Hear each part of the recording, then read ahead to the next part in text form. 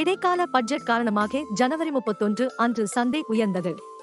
Sensex 612.21 புள்ளிகள் அல்லது 0.86% உயர்ந்து 71,752.11 ஆகவும், நிப்டி 203.60 புள்ளிகள் அல்லது 0.95% உயர்ந்து 21,725.70 ஆகவும் இருந்தது. சுமார் 1,694 பங்குகள் ஏற்றம் கண்டன, 833 பங்குகள் சரிந்தன, 102 பங்குகள் மாற்றமின்றி இருந்தன.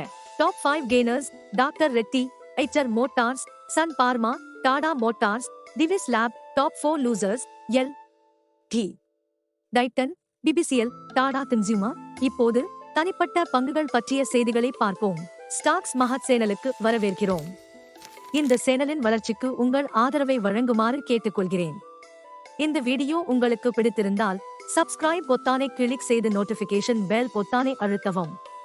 உங்களிடம் ஏதேனும் கருத்து இருந்தால் கமெண்ட் செக்ஷன் பிரிவில் எனக்கு தெரியப்படுத்துங்கள். நன்றி. கல்யாண் ஜுவல்லர்ஸ் டிசம்பர் காலாண்டில் 180.3 கோடி ரூபாய் ஒருங்கிணைந்த நிகர லாபத்தை பதிவு செய்தது. இது முந்தைய ஆண்டை விட 21% வளர்ச்சியாகும். வருவாய் 5,223 கோடி ரூபாயாக இருந்தது.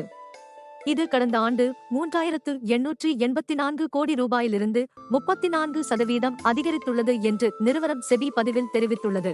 அம்புஜா சிமெண்ட் டிசம்பர் காலாண்டில் 123% உயர்வை பதிவு செய்து கடந்த ஆண்டு 48,788 கோடி ரூபாயிலிருந்து 1,089.55 கோடி ரூபாயாக ஒருங்கிணைந்த நிகர லாபம் ஈட்டியது. இது விலை உயர்வுகள் மற்றும் கட்டுமான பொருட்களுக்கான வலுவான தேவை ஆகியவற்றால் உதவியது. வோல்டாஸ் டிசம்பர் காலாண்டில் நிறுவனம் தனது நிகர இழப்புகளை குறைத்த ஒரு நாளுக்கு பிறகு வோல்டாஸ் பங்குகள் 7.09% உயர்ந்தன. கடந்த நிதியாண்டில் 110 கோடி ரூபாய் இழப்பை சந்தித்த இந்நிறுவனம் இந்த காலாண்டில் 27.6 கோடி ரூபாய் இழப்பை சந்தித்துள்ளது. நியூவோகோ விஸ்டாஸ் மூன்றாவது காலாண்டில் 31.03 கோடி ரூபாய் ஒருங்கிணைந்த நிகர லாபத்தை பதிவு செய்த ஒரு நாள் கழித்து நியூவோகோ விஸ்டாஸ் பங்கு 1% உயர்ந்தது. கடந்த ஆண்டில் இது 75.29 கோடி ரூபாய் இழப்பை பதிவு செய்தது.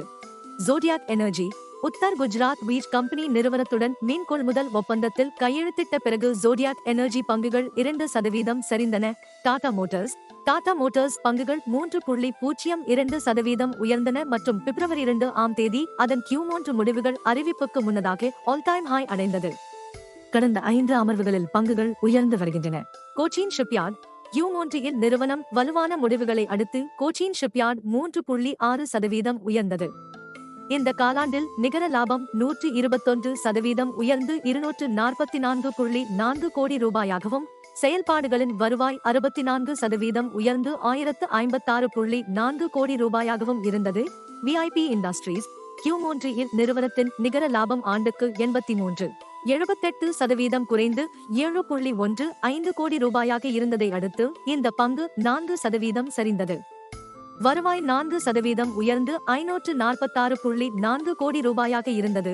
கேசி இன்டர்நேஷனல் டிசம்பர் காலாண்டில் அதிக விற்பனை காரணமாக நிறுவனத்தின் நிகர லாபம் 5 மடங்கு உயர்ந்து 97 கோடி ரூபாயாக உயர்ந்ததை அடுத்து கேசி இன்டர்நேஷனல் பங்கு 45% உயர்ந்தது. வருவாய் 14.4% உயர்ந்து 5,006.7 கோடி ரூபாயாக உள்ளது. பிபி ஃபின்டெக் ஒரு காலாண்டில் முதல் முறையாக லாபம் ஈட்டிய பிறகு பிபி ஃபின்டெக் 10.2% உயர்ந்தது. நிறுவனம் மூன்றாவது காலாண்டில் 37 கோடி ரூபாய் லாபத்தை பதிவு செய்தது. இது ஒரு வருடத்திற்கு முன்பு காணப்பட்ட 87 கோடி ரூபாய் நிகர இழப்பிலிருந்து மீண்டது. டாக்டர் ரெட்டிஸ் லேபரேட்டரிஸ் Q3 நிறுவனம் மிக உயர்ந்த காலாண்டு வருவாயை பதிவு செய்த பின்னர் பங்கு 4.78% உயர்ந்தது. புற்றுநோய் மருந்து ரெவ்லிமிட்டின் வலுவான பங்களிப்பால் வளர்ச்சி தூண்டப்பட்டது. ஆஸ்ட்ரல் 19% உயர்ந்து 113.3 கோடி ரூபாய் நிகர லாபம் ஈட்டியதாக அந்நிறுவனம் அறிவித்த போதிலும் ஆஸ்ட்ரல் பங்குகள் 2.2% சரிந்தன. சுன் பார்மா சன் பார்மசூட்டிக்கல் இண்டஸ்ட்ரீஸ் Q4 கான நிகர லாபத்தில் 17.4% வாயோவாய் வளர்ச்சியை பதிவு செய்தது. மொத்த வருவாய் 10% அதிகரித்துள்ளது.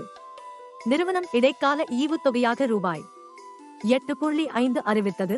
அதிக மூலதன ஒதுக்கீடு ஏற்படும் என்ற எதிர்பார்ப்பில் 2024 இடைக்கால பட்ஜெட்டுக்கு முன்னதாக ரயில்வே பங்குகள் இன்று ஏற்றம் கண்டன.